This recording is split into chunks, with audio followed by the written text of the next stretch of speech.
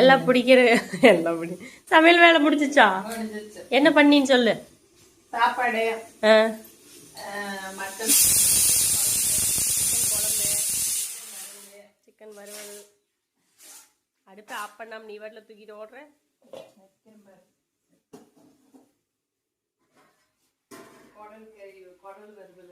இங்கே குடல் வறுவலை காட்டு. குடல் வறுவல் அங்க இருக்கு. இது சிக்கன் வறுவலா? சிக்கன் வறுவல். நாட்டுக்கோழி வெடக்கோழி சிக்கன் வறுவல். அதுல தேங்காய் இது தெரியுது அதிகமா இன்னைக்கு. இன்னைக்கு தேங்காய் போட்டு செய்யறதுனால தேங்காய் ஜாஸ்தியா போட்டு செஞ்சுருக்கோம். சஷ்டி விரதம் 7 நாள் முடிஞ்சு சூப்பரா அடுத்து வந்து விரதத்தை விட்டாச்சு.